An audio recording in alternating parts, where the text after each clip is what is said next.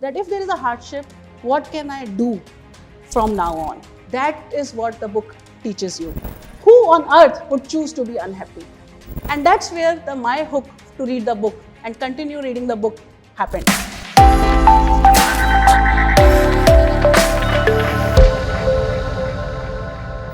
Sometimes there are situations that we are thrown into situations, where we are supposed to know things.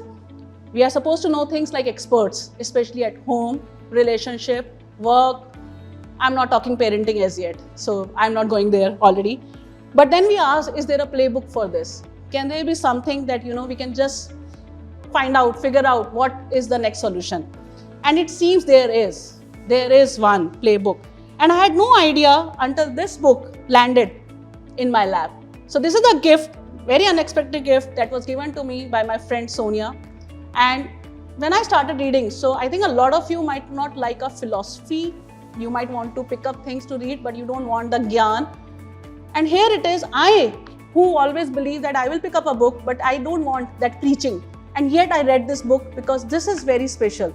While it talks about philosophy, while it talks about some principle of philosophy, but it does not feel you like, make you feel like that. So that's where I would recommend, and I will talk to you that why the book, The Courage to be Disliked, is special. So I think that's where that, why I decided to speak. So once, and I am quoting this from the book, once when I was a young man, I was told something by a philosopher. He said, you living in unhappiness are not unfortunate. It is that you are choosing unhappiness. And as it says, and while I was reading, I also thought the same thing. What a ridiculous thing to say. Who on earth would choose to be unhappy? And that's where my hook to read the book and continue reading the book happened. So I wanted to read the book because this is a dialogue between a philosopher and a skeptical youth. A youth, do not take the youth as the age. I think each one of us sometimes have that, that feeling of doubt. So that skeptical youth and the doubt and the dialogue and the conversation between the two, it's so beautiful, as if there's a movie playing in front of you. So hence, that's my choice to pick up the book. Now, what is it, we get to know, and what are the key messages is what I'm going to present to you today. So one of the things that stood out to me was, the book says that you are not determined by your past. How is that possible? Because I think a lot of time when we are getting our upbringing, every time we say do this because the future would be there, future would be better, then definitely past has a role to play. So how can this book? And I started to behave like that skeptical youth while reading this book. That what is ridiculous? And that got me, get going with the book. Okay, let me see what does the philosopher answer to this question. So your past does not dictate your future. We can choose our path at any moment. We had a tough time at school, or a promotion which was overlooked at the workplace. The book says that it is easy to believe that setbacks define us. However, the truth is we can choose how we respond and move forward. So I think one thing that I understand from the book is that an experience of hardship should be an opportunity to look ahead. That's something that I made a mental note, that whenever, and I think, at every day, there are hardships. Some of us, I know, are in roles wherein we do not know what we start with and what we end with. So I think there are some hardships.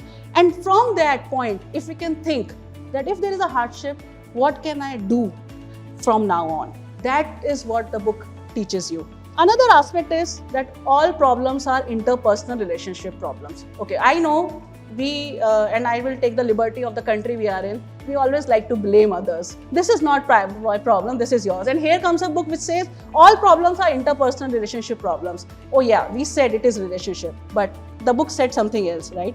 So think about it. At work, it's rarely the actual work or the task that drives you nuts. So when we struggle at work or home, it's often because of misunderstandings. It's conflicts with people, not the task. So I think, that is where the problem starts, with that feeling of inferiority and superiority. Let's not look at things like that. So I think there are these messages that we have, and which I encourage you to read through. Read the book, enjoy, it will definitely connect with you. And like this says, the book teaches us to live authentically.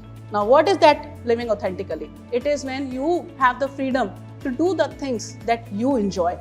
You are here because maybe somewhere you wanted to be here. You want to feel the joy to be here and you made that decision, which is also what the separation of task is. What is it that is your task? If we can start deciding and selecting what is my task, what is other task.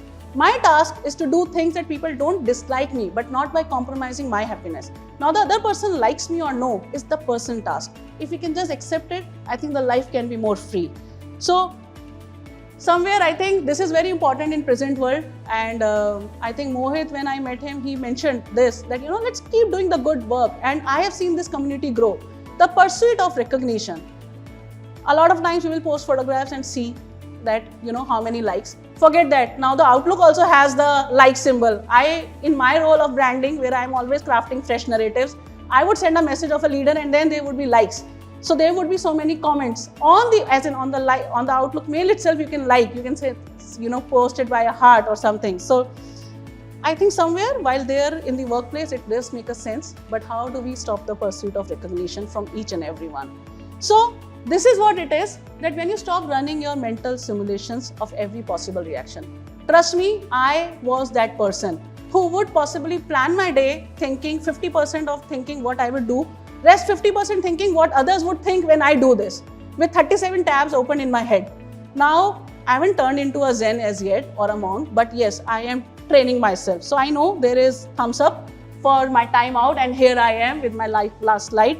So as it says, being disliked isn't the worst thing in the world. Sometimes it's the first step to truly being yourself. Know when you want to, be ready to be disliked, because somewhere you are choosing freedom. So that's all from my side. Thank you for being here. Thank you.